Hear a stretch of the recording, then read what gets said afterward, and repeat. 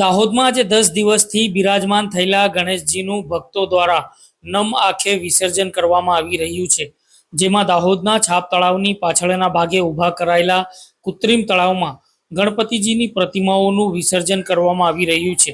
વહીવટી તંત્ર અને પાલિકા તંત્ર દ્વારા કૃત્રિમ તળાવમાં 2 મોટી ક્રેન, 2 મોટા તરાપા, 50 સ્થાનિક તરવૈયાઓ, નગરપાલિકાની ટીમ અને ફાયરની ટીમ ખડેપગે રહી ચુસ્ત પોલીસ બંદોબસ્ત વચ્ચે ગણપતિજીની પ્રતિમાઓનું વિસર્જન કરવામાં આવી રહ્યું છે.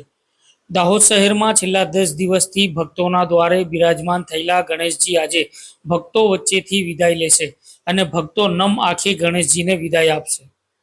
દાહોદ શહેર તેમજ જિલ્લામાં ગણેશ વિસર્જન શરૂ થઈ ગયું છે. દાહોદ શહેરમાં પાલિકા દ્વારા કૃત્રિમ તળાવ બનાવવામાં આવ્યું છે. દાહોદમાં વ્યવસ્થિત વિસર્જનની પ્રક્રિયા ચાલી રહી છે. સુરક્ષા વ્યવસ્થા માટે તમામ તૈયારીઓ છે. પોલીસ ખડે પગે ફરજ બજાવી રહી છે. 10 દિવસ શ્રીજીની પૂજા અર્ચના કર્યા બાદ ભક્તો ભારે હૈયે વિદાય આપી રહ્યા છે. દાહોદ શહેરમાં વહેલી સવારથી જ ગણેશ વિસર્જન શરૂ થઈ ગયું છે.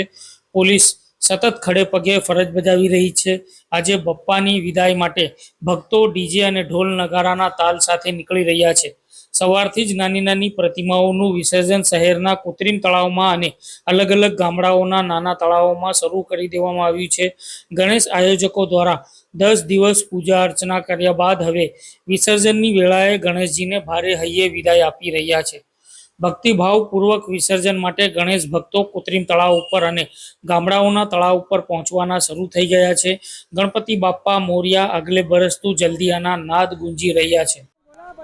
આજ રોડ ગોધરા રોડ તરફથી ભીલવાડા તળાવ તરફ જતા રસ્તા પર કૃત્રિમ તળાવમાં દાહોદ શહેરી વિસ્તારમાં છેલ્લા 10 દિવસથી સ્થાપના કરેલ ગણપતિજીના વિસર્જનની વ્યવસ્થા નગરપાલિકા વહીવટી તંત્ર દ્વારા કરવામાં આવેલ છે.